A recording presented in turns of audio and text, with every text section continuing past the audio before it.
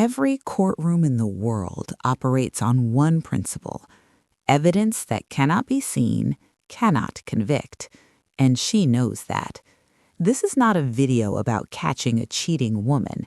This is a trial, and the evidence being presented today has never once looked like evidence.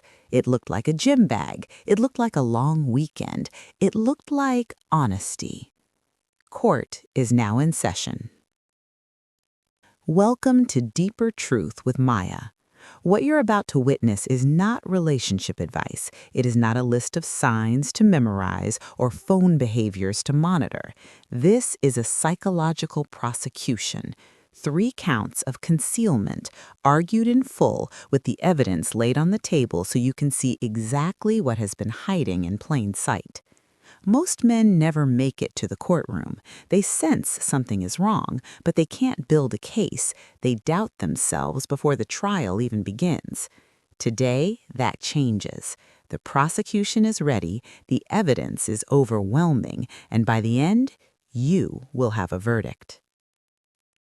Count 1. Concealment by routine. The prosecution presents familiar habits as cover. Members of the jury, I want you to understand something before we begin. The defendant did not create new behavior. She didn't need to. She took what already existed, what had already been accepted, already been trusted, already been woven into the fabric of daily life, and she used it. The gym, already approved. Late work hours, already normalized. Coffee with a friend, already established. She didn't build a new door. She walked through one you had already opened for her. This is the first and most dangerous form of concealment, routine as camouflage, and women's psychology executes it with a precision that most men are never trained to recognize. The evidence. Exhibit A. The gym sessions increase, not dramatically, slightly, enough to feel like personal growth, not absence. But something returns differently, not the body, the energy. She comes home quieter, less expressive. The workout is the same. The woman who left is not the one who returned. Exhibit B. Work hours extend. No promotion, no new project you've been told about, just longer absences and shorter explanations. When you ask how her day was, you receive a summary where there used to be a story. Exhibit C. The names disappear. She used to say, "I'm meeting Sarah," or "James from accounts was being difficult today." Now it's just "a friend" or "people from work." The nouns have been quietly removed from her sentences. Prosecution closing argument, count 1. The most important thing I need you to understand is this. Cheating signs do not live inside the routine. They live in the emotional shift around the routine. When a woman is emotionally loyal, even her independence feels tethered to you. She goes out and comes back open. She shares without being asked. Her energy still carries you in it. When she is emotionally elsewhere, the same routine begins to feel like a closed room. The time stretches, the phone becomes a private object. Her presence, when she is physically beside you, feels thinner than it used to. She is not hiding the activity, she is hiding access. Women do not cheat by escaping routines. They cheat by disappearing inside them. That is count 1. Count 2. Concealment by weekend. The prosecution presents personal time as strategic distance. The weekend is the perfect crime scene, not because it's suspicious, but because it isn't. Weekends are socially coded as personal time, rest days, reset days, space that belongs to the individual, not the relationship. And women's psychology understands this architecture very well. When a woman needs room to detach, to explore another connection, to breathe air that doesn't belong to the relationship, the weekend offers something a Tuesday never can: plausible deniability. Nobody questions a spa day. Nobody questions a solo drive. Nobody questions a friends gathering you weren't invited to because it was just the girls. These are not new behaviors. They are existing social permissions quietly expanded. The evidence. Exhibit D. The solo rituals multiply. Shopping alone, long walks that take longer than they used to, a new weekend group she joined that you know almost nothing about, except that she seems lighter afterward. Exhibit E. The phone becomes unreachable in a new way, not switched off, just delayed. Replies that used to come in minutes now arrive in hours with explanations that feel pre-constructed. I was in a loud place. My battery died. I didn't feel my phone. Exhibit F. She returns calm. And here is where the jury must pay careful attention because most men mistake this calm for contentment. They see a woman who seems at peace and they tell themselves she's just been taking care of herself. But there are two kinds of calm. There is the calm of a woman who rested, and there is the calm of a woman who was satisfied somewhere else. One feels warm when it returns to you.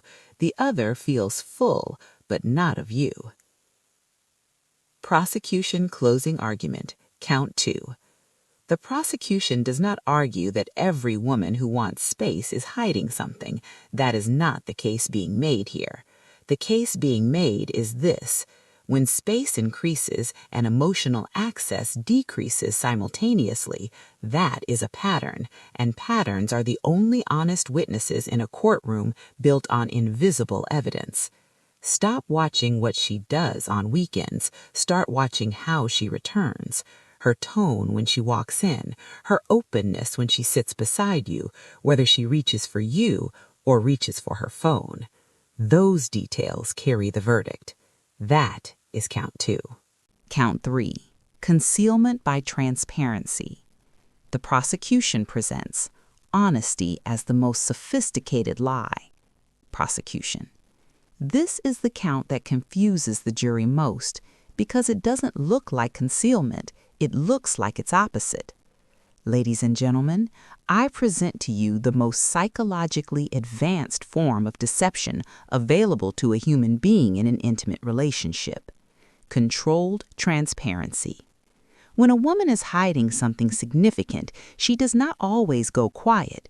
Sometimes she does the opposite. She talks more. She offers details before you ask. She seems more forthcoming than usual. And the man across from her exhales. She wouldn't tell me this if she had something to hide. That exhale is exactly what she is managing. The evidence. Exhibit G. She tells you where she went, completely, accurately, in detail. But the why, the emotional texture of the interaction, the charge in the room, the way someone looked at her, that part is absent. She gives you the map but removes the territory. Exhibit H. The story feels finished, smooth, no loose threads, no contradictions, no moments where she pauses to remember. Real experience is uneven. Real memory stumbles slightly. A rehearsed account does not stumble. It arrives pre-packaged. Exhibit I. She shares before you ask. This is the tell. Genuine openness is responsive. It flows from the conversation. Strategic openness is preemptive. It places information in front of you specifically to close the door on further questions. Prosecution closing argument, count 3. Here is what controlled transparency really is. It is not lying. It is deciding what you see. She gives you just enough truth to satisfy your instincts without feeding them enough to grow. The story feels complete, but your body still knows something is unresolved. That quiet contradiction between what you heard and what you feel, that is not paranoia. That is the gap between managed truth and the whole truth. A woman who is emotionally loyal does not curate her reality for you. She does not manage your perception. She simply exists openly, unpolished, unstructured, real. When she becomes a careful editor of her own experience, the question is not what she said. The question is what she decided not to say. That is count 3. The verdict. What you do now. The judge addresses the court.